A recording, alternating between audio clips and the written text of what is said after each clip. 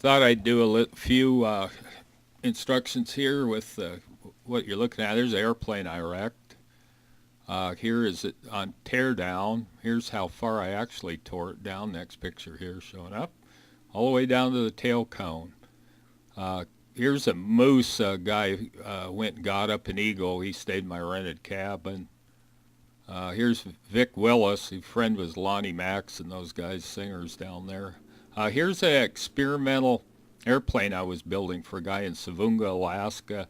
Here I am. It's finally finished it. I flew it, and he came got it. Here I am up in the mountains, the Wrangles. Here I am fishing. Went both these guys over, and we went fishing. Here's that experimental airplane with skis and cargo pod on it. Here's a PA-12 I rebuilt for optometrist. Here I was stayed in Hawaii. They were shooting a disaster movie. I think it was Irwin Allen or something like that. Irwin Allen. Here I am back up in the mountain here. Here's some more fish we caught. Kind of looks like Robin Williams. Anyway, here's New Whalen, where it dumps out of the Lake Clark. Here he caught a fish. He was pretty happy with a nice lot of fish there. Here is this airboat that blew up. A guy fired a flare, had me come get him. You can see it. I got some pictures here later. I don't know why I didn't take his head off, but he was lucky. Here's a wing I'm working on right now on a Super Cub. Here's my airplane that I damaged. Well, all you look at is the cowling. I hit fairly hard into a rotten stump. You can see it broke my back. Here's some more pictures of the tear down. Here's that experimental airplane coming up. You can kind of get a side view of it off by itself. Here I'm lettering my Cessna 140 as I'm rebuilding it, so it's legal with ID numbers. Here's floorboards I'm putting in a Super Cub that I'm working on October 2018. I'm working on extended baggage. I took it all the way down to the bare frame. And you see here that's going back together. It's all pretty. I show some disassembly pictures here shortly. There I'm running the fuel lines up into the header tanks. Fuel, this is the side where I'm putting the stringers in for formers. There's some more of the baggage compartment going together. You can see a guy had to help me. I didn't have enough information to bend all the sheet metal. And floorboards. I made the floorboards from scratch with a saw and some marine plywood, and then I epoxied them. Came out pretty good. There's the controls going back in. Here's it was powder coated, very good powder coating that resists corrosion and usually stays on fairly good. And here were the floorboards before I installed them. I made a few mistakes on the first one, but I corrected that, and I had a big piece of plywood, so it's no problem. Here's the airframe coming back from powder coating. Here's a paint booth we had to set up because we had so much stuff to paint.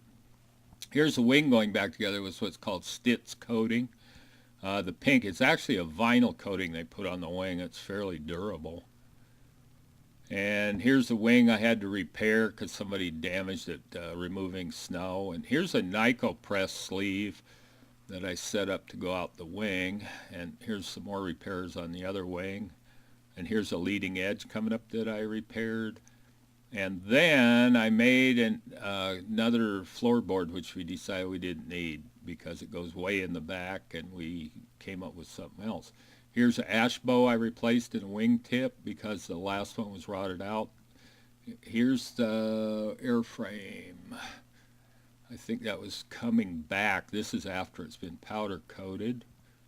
And this one here I think is going out. This is where we tore down. This is a tear down to get it over to them so they can powder coat it. I've torn it completely down here.